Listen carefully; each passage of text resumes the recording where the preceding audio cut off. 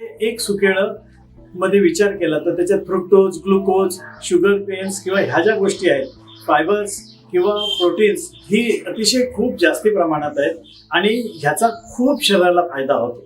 म्हणजे तुम्ही एक केळं हे लहान मुलांना जर अर्ध केळं दिलं, सुकवलेलं अर्ध केळं दिलं तर तुम्हाला लहान मुलांना दुधाबरोबर प्रोटीन्स म्हणून प्रोटीनिक्स किंवा कोणत्याही प्रकारचं बाहेरून मिळणारा खाद्य देणं.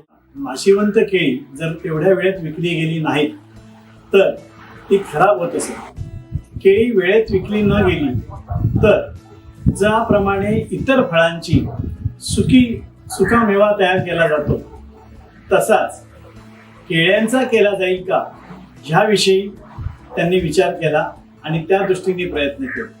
अथक प्रयत्नानंतर कोणत्या प्रकारच्या केळ्यापासून सुकेळी होऊ शकतात आणि कोणत्या केळ्यापासून होत नाही याचा त्यांना शोध लागला आणि आज आपल्याकडे जी सुकेळी आहेत ती पूर्णत्वास आली.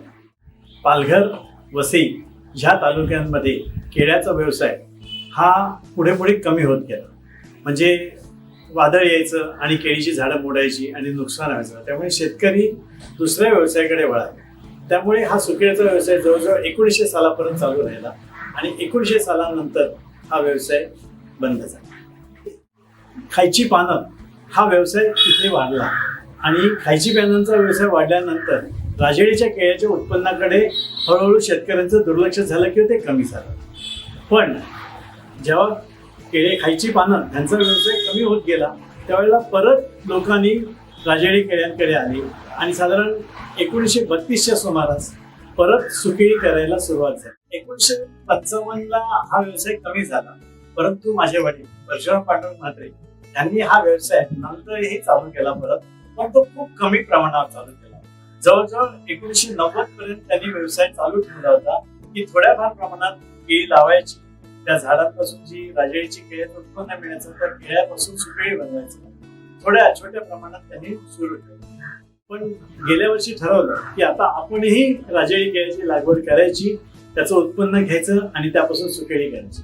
त्याप्रमाणे मी माझी सगळी माहिती जी ऐकली होती त्याप्रमाणे पूर्ण केळ्यांची माहिती घेतलेली होती. त्याप्रमाणे ह्या वर्षी परत सुकेळी बनवायला तयारी सुरू केली आहे. ह्या वेळेपर्यंत आगाशीची केळी इतर लोकांनी पण करायला सुरुवात केली होती. आपल्या इथला ख्रिश्चन समाज आहे, त्यांनी बऱ्याच लोकांनी सुकेळी करायला सुरुवात केली होती. पण ते राजेळी केळी वापरत नाहीत, तर मद्रास केळी म्हणून जी कर्नाटक आणि केरळकडून येणारी जी केळी आहे ती केळी वापरून त्यांनी सुकेळी बनवली की ज्याला ओरिजिनल जी क्वालिटी किंवा जी टेस्ट किंवा जे लाईफ मिळतं ते मिठ्या पुस्तकात पण तुम्हाला आकाशीची सुकेळी म्हणूनच आहे वाचायला मिळेल.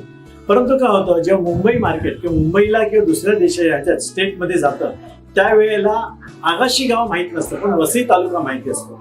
त्यामुळे मुंबईचे लोक म्हणायला लागले वसईची केळी, वसईची सुकेळी.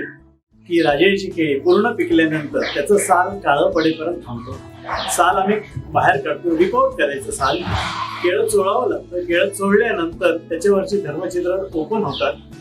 केळं 5 दिवस सुकवायचं असतं. पहिल्या दिवशी सुकवायला ठेवल्यानंतर आणि हे सुकवायचं असतं ते कारवीच्या मांडवावर सुकवतो, म्हणजे त्याला भाजल्यासारखी खुणा येत नाही आणि कारवीवर त्याला चारी बाजूनी हीट लागते. सूर्यप्रकाश एका साईडनी लागत असला तरी ऊन गरमी त्याला चारी बाजूनी येते, हीट चारी बाजूनी लागते आणि केळं सारखं सुकतं.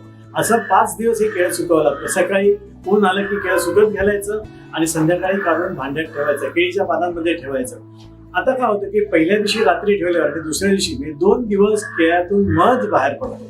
मध आणि पाणी निघतं, तर ते पाणी निघतं त्याचं एव्हपोरेट होतं सन प्रोसेसमध्ये किंवा सन ड्राईंग मध्ये त्याचं पाणी निघून जातं आणि फक्त मध शिल्लक होतो. ह्याच मध्ये परत मिक्स करून आपण 5 दिवस केळी सुकवल्यानंतर ही केळी सुका मेवा म्हणून वापरता येतात की ज्याला फ्रीजमध्ये ठेवलं तर 6 ते 8 महिन्याचं आयुष्य मिळतं आणि जर ओपन आपल्या पिशवीमध्ये पॅक पिशवीमध्ये किंवा डब्यामध्ये ठेवलं तर 1.5 महिना 2 महिने ती चालतं. हा व्हिडिओ बनवण्याच्या मागे माझा उद्देश असा आहे की माझ्या तालुक्यातील आकाशीतील शेतकरी बांधवांनी एक जोडधंदा म्हणून सुकेळी करायला हरकत नाही आणि ह्या सुकेळ्या केल्यानंतर जवळजवळ तुमच्या वस्तूची, तुमच्या केळ्याची किंमत ही डबल होते आणि हा फायदा होतोय शेतकऱ्यांना.